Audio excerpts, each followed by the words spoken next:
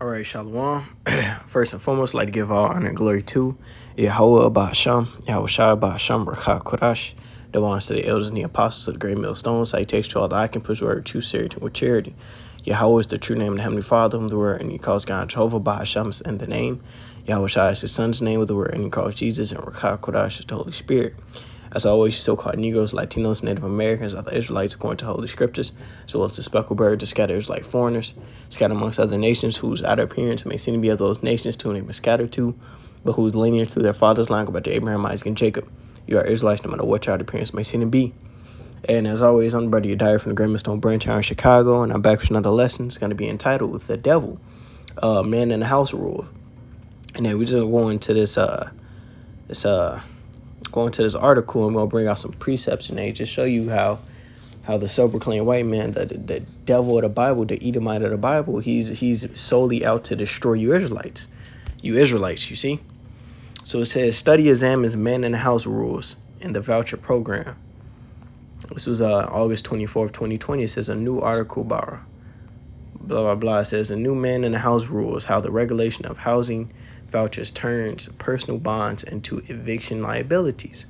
It says explores the impact on families of regulations in the housing choice voucher program. The article published in the HP Housing Policy Debate finds rules in the HCV program resemble past and present punitive punishment regulations and other housing and safety net programs.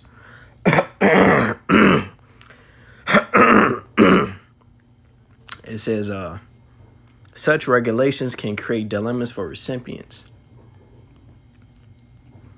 It says, such regulations can create dilemmas for recipients in which they must choose between housing, security, and family. It says a long and paternalistic history of punitive regulations has dogged social welfare policy. A classic example of this is the man in the house rule enforced throughout the 1960s for welfare recipients, and it's going to tell you below who that was mainly after. It says, including those in public housing, man in the house rule sought to enforce social norms about who was morally deserving of welfare. Specifically, the rules prevented adult males from residing with mothers and children who received assistance. So this rule basically said, look, you're not worthy to receive help from the government or from the state or whatever if you have a male in your household. Why is this important? We're going to get into it. It says households with an adult. It's like, let me read the previous sentence. It says the rules sought to ensure only women with children who at the time were expected not to work benefited from welfare. It says households with an adult male were viewed as underdeserving of assistance because adult males were expected to provide for their families through work. Man in the house rules enforced through highly invasive inspections forced many families to choose between maintaining welfare supports and keeping their families intact. Kwarma's article extends historical analysis of such punitive regulations into the present by examining policies in the HCV program.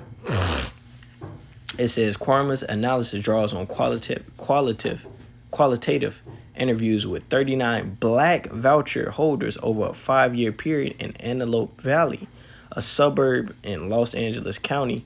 The interview documented the experience of voucher tenants and how program rules impacted their personal, family, and social lives. 3/4 of interviewees were women and over 4/5 were black. So in this specific case study, majority of the recipients were women. A majority of those women were so-called black women. So you see who this primarily targeted. It says 9 of the interviewees provided in-depth information about the experience of having their personal lives surveyed or policed because of 2 specific HCV rules. It's like HCV rules implemented by the Housing Authority of the County of Los Angeles. It says the first rule stipulated that tenants must report all changes in family composition to the HCOLA, and unauthorized tenants were not permitted to reside in the unit. The second forbade crime or drug-related activity in or around the unit, including the activity of guests. Failure to comply with either rule could result in eviction. It says compliance with policies was monitored by the police in H.A. Cola through extensive policing and surveillancing of voucher recipients. So in order to enforce these, they had the police as well as representatives coming and going into your house, and thoroughly inspecting your home to make sure not a man was found in there, man. And that's wicked. It says, as well as minimizing their family. It's like it says, interviewees revealed feeling highly scrutinized in their personal lives by the police and H.A. Cola, as well as minimizing their family and social reactions for fear of eviction. So you had these women in fear of losing their home instability. They had to choose between family, their fathers being in their children's lives, and having a stable place to live. You see? And I'm gonna go right here. This is Sirach chapter 3 and verse 8. It says, honor thy father and thy mother both in word and deed, that a blessing may come upon thee from them. For the blessing of the father establishes the houses of children. The Israelite man, he's a very key role in his family. You see, he lays down a discipline. You see, he keeps everybody in order, and he is that security, that much needed security and protection that's needed in a household. But the devil, he goes around and tells you, look, you don't need a man. If you get your man out your house, we'll give you housing. Just rely on us. It says, verse 9, for the blessing of the father establishes the houses of children, but the curse of the mother rooteth out foundations.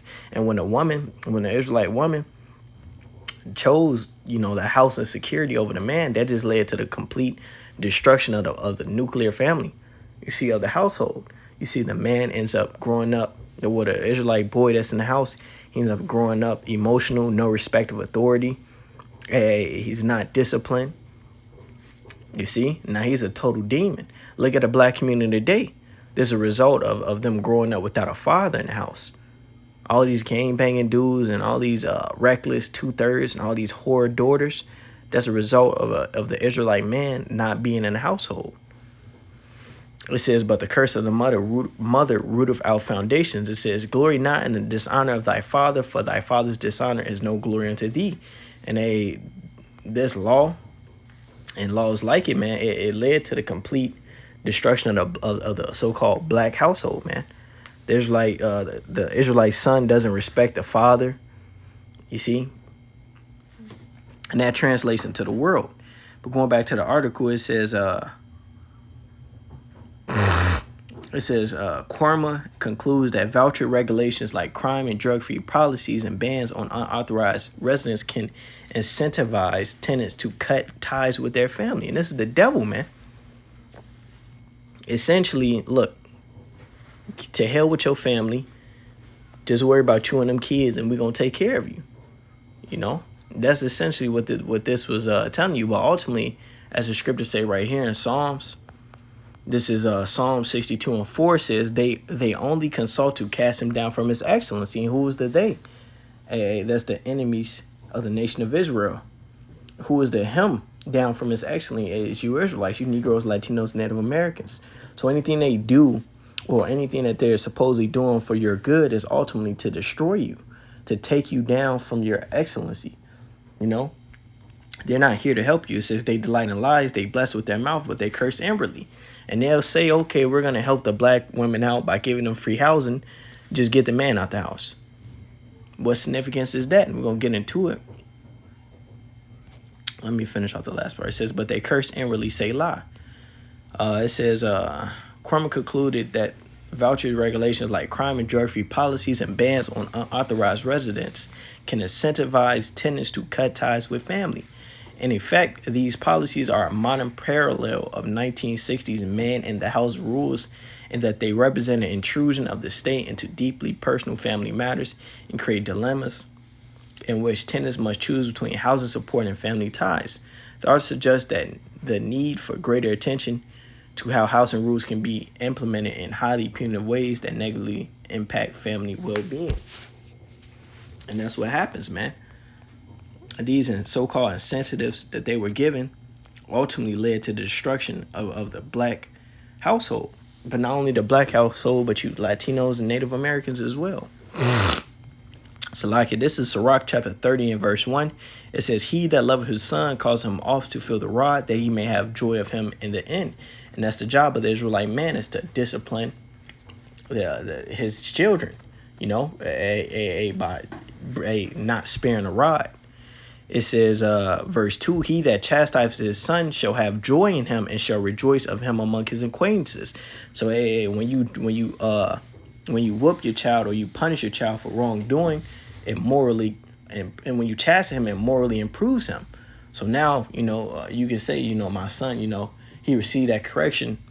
Now he's not going down that bad route. For a quick example, back when I was in grade school, it's funny because my dad worked at the school.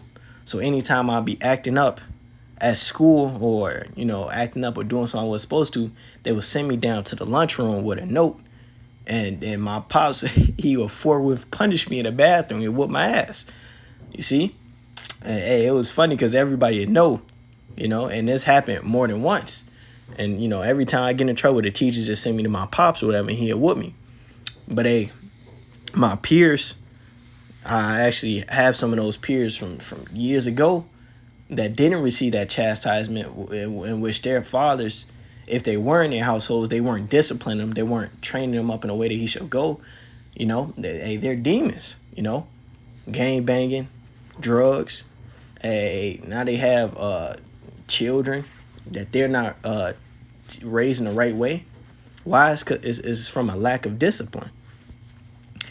This Sirach chapter 30 and verse 3, he that teacheth his son grieveth the enemy. Who is the enemy? Psalms the 83rd chapter tells you who the enemy is. You see, Esau, Edom, and the other nations, they don't want the Israelite man, or chiefly Esau, they don't want the Israelite man to teach his son. Why? Because if you don't teach his son, guess who will be teaching his son? The TV, these rappers, these influencers. And who are these rappers and these influencers and these spokesperson of the blacks? Who are they given to you by? Esau, Edom himself. So he can program the child.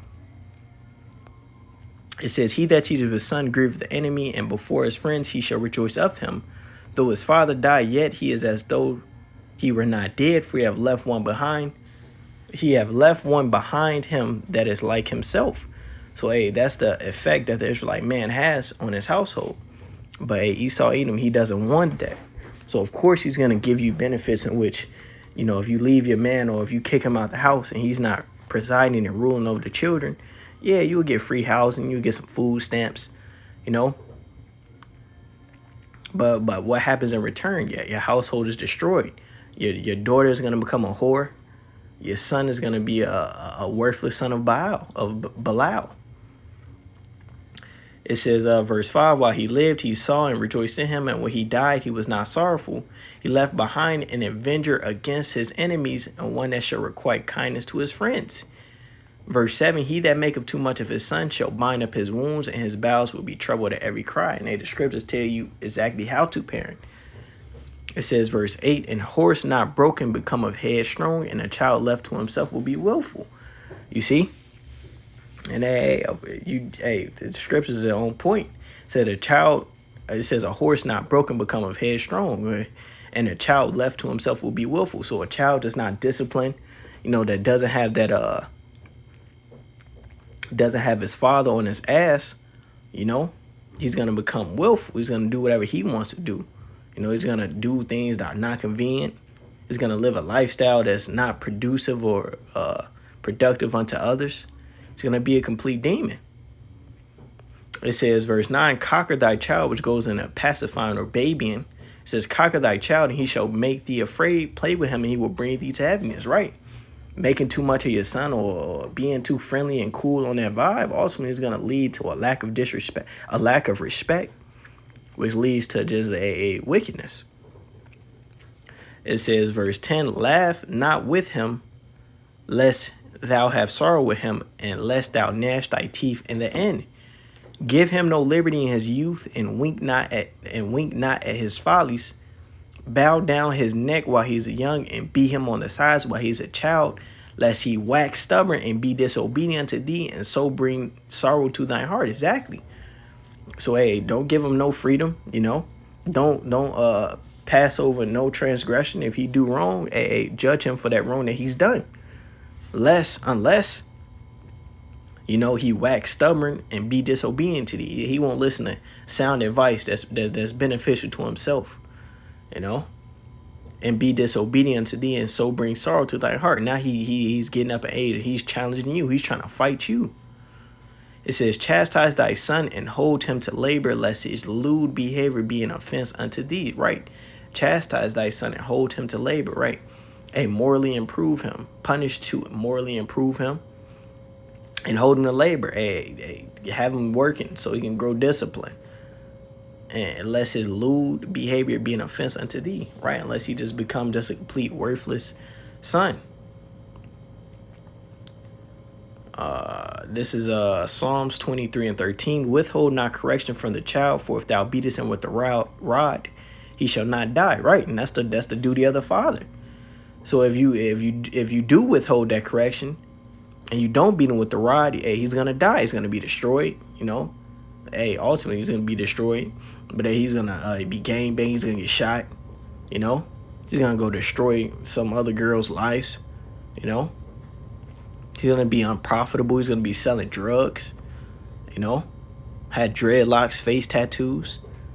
Verse 14, thou shalt beat him with the rod and shalt deliver his soul from hell, the grave, destruction. You see? And Esau Edom knows this, so that's why he subtly gets the Israelite woman to get rid of the Israelite man. You see, I'm gonna hit the Psalms one more time. This Psalm 62:4. They only consult to cast him down from his excellency. They delight in lies. They bless with their mouth, but they curse inwardly, say lie. So Lord willing, this was just a quick edifying lesson called Laim La. Yahweh Ba'asham, Yahweh Shai Ba'asham, Rakah Kodash. The honor to the elders and the apostles of the great millstone. Salutation to Allah. I can push the word to with charity. Shalom and Barakatham. Wa Abba Babal.